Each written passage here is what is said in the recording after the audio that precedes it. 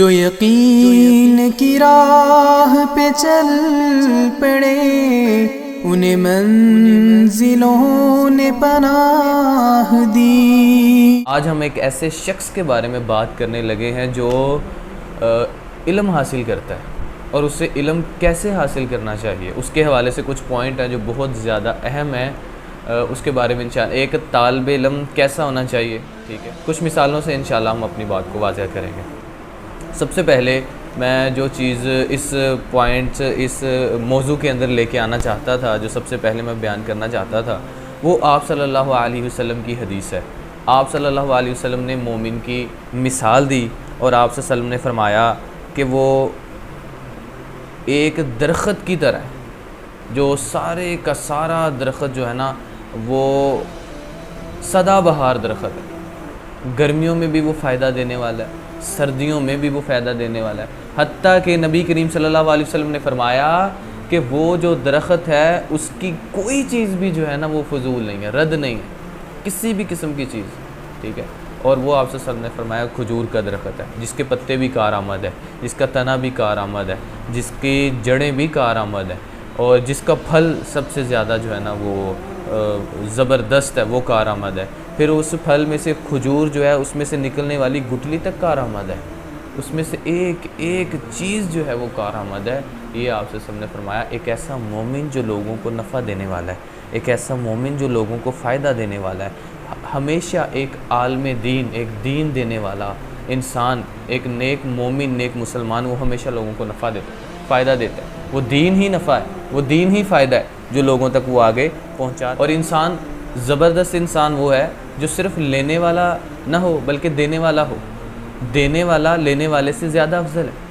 اور صرف ایک ایسا طالب علم جو علم کو حاصل کرتا ہے مگر اس کا خروج نہیں کرتا، ٹھیک ہے، اور خروج کرنے والا جو ہے نا وہ ایسا طالب علم جو صرف لیتا ہے اس سے زیادہ بہتر ہے۔ کچھ لوگ لیتے زیادہ دیتے کم ہیں، ٹھیک ہے، لیکن اعلیٰ درجے والے وہ لوگ ہیں جو لیتے ہیں اور دیتے زیادہ۔ اب یہاں پر ہم دوسرے پوائنٹ پہ بات کر لیں کہ استاد اور شاگرد، ان کا ایک بڑا خوبصورت تعلق ہے، ٹھیک ہے۔ شاگرد پر مبنی ہے کہ وہ اپنے استاد سے کس طرح علم حاصل کرتا ہے، ان سے کیسے علم لیتا ہے، ٹھیک ہے۔ شاگرد کوشش کرے کہ اپنے طالب علم سے زیادہ نفع لینے کی، ٹھیک ہے۔ یا شیخ حافظ مسعود عالم حافظہ اللہ جو ہے، یہ انہوں نے بڑی خوبصورت ایک بات کہی کہ آپ طالب علم جو ہے نا وہ استاد کو خود کوریدتا ہے، اس کو استاد تو علم کا پہاڑ ہوتا ہے۔ اب یہ طالب علم، استاد نے وہ چیزیں جو اس کے ذہن میں ہے وہ اس نے طالب علموں کو بتا دینی ہے، لیکن جب طالب علم استاد سے سوال کرتا ہے تو وہ ایسے ہی ہے جیسے استاد کو کھنگال رہا ہے، اس کو کھرچ رہا ہے، اس کو کرید رہا ہے، اس کے اندر سے علم باہر نکال رہا ہے، اور یہ کام ہوتا ہے طالب علم کا، ٹھیک ہے۔ تو وہ جو طالب علم جو اپنے استاد کو سب سے زیادہ پوچھ تاچھ سوالات کرتا ہے اور ان سے پوچھتا ہے، وہ طالب علم کامیاب طالب علم، زبردست طالب علم۔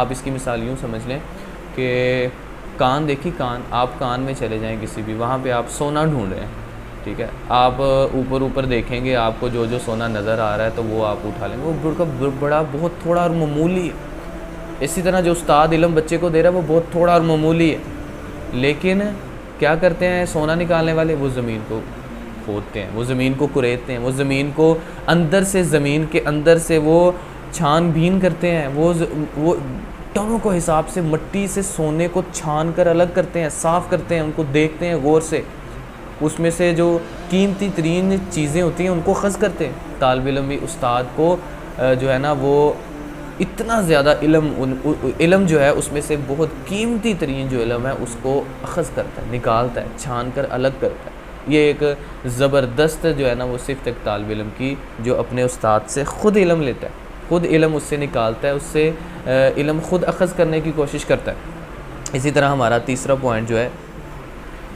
ہماری اس ویڈیو کا تو چوتھا اور اہم ترین پوائنٹ ہے نا، سارے پوائنٹ بہت اہم ہیں لیکن ہر پوائنٹ اپنی الگ سے حیثیت پر بڑا اہم ہے، ٹھیک ہے۔ وہ یہ ہے کہ دو کیٹیگری کے طالب علم ہوتے ہیں، ایک ہوتا ہے کم ذہین زیادہ محنتی، اور ایک ہوتا ہے بہت زیادہ ذہین کم محنتی، ٹھیک ہے۔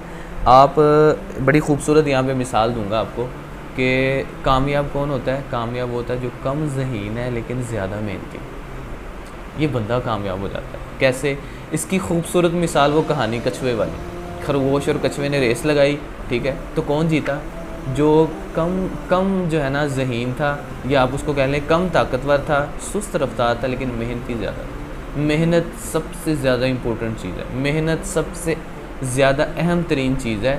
اس لیے وہ طالب علم جو اتنا زیادہ ذہین نہیں ہے لیکن وہ محنت بہت زیادہ کرتا ہے، محنت اصل چیز ہی محنت، وہ محنت زیادہ کرتا ہے جس کی وجہ سے وہ کامیاب ہو جاتا ہے، ایک نہ ایک دن وہ کامیاب ہو ہی جاتا ہے، کیونکہ وہ سست رفتار سے ہے لیکن چلتا رہتا ہے۔ نبی کریم صلی اللہ علیہ وسلم نے فرمایا کہ اللہ کو پسندیدہ عمل وہ ہے جو کم کیا جائے لیکن لگاتار کیا جائے، روزانہ کیا جائے۔ کوئی بھی نیکی ہے وہ روز کے معمول پہ کی جائے، یہ نہیں کہ آپ نے ہفتے میں ایک دن آپ کو جوش آیا اور آپ نے 2 سپارے قرآن کی تلاوت کر دی لیکن بعد میں کی نہیں، چھوڑ دی۔ تو معمول کیا ہے کہ آپ چاہے 1 2 3 آیتیں ہی پڑھ لیں لیکن روز پڑھیں، معمول اللہ تعالیٰ کو پسند ہے۔ اور جو ہے ہماری آج کی جو ہے نا ویڈیو کا آخری اور لاسٹ پوائنٹ جو ہے وہ یہ ہے کہ جو جس مقصد میں نکلتا ہے وہ اسی مقصد میں اللہ تعالیٰ اس کو کامیاب کرتا ہے، ٹھیک ہے۔ اللہ تعالیٰ اپنے بندے کے گمان کے مطابق چلتا ہے، جو بندے کا گمان ہے، جو بندے کا مقصد ہے، جو بندے کا جو ہے نا وہ کرنا جو چاہتا ہے، جو اللہ تعالیٰ اس میں اس کو کامیاب۔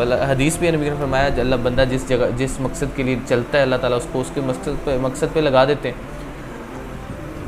اس میں نیکی بدی کا بھی اعتبار نہیں ہے۔ آپ حیران ہوں گے، دیکھیں کہ گانے والا 5 سال 10 سال 20 سال 30 سال محنت کرتا ہے تو ٹاپ پر وہ بھی پہنچ جاتا ہے، ٹھیک ہے۔ ایک گانے والا جس کا مطلب جن شعبوں کا تعلق اسلام سے نہیں ہے، ٹھیک ہے، اسلام کے خلاف چیزوں سے امور سے ہے، وہ بھی ایک دن کامیاب ہو جاتا ہے۔ تو ایک ایسا شخص جو دین والا ہے، جو دین پر کام کرنے والا ہے، جو دین پر محنت کرنے والا ہے، وہ تو ان سے کہیں بلول ہے، کہیں افضل ہے۔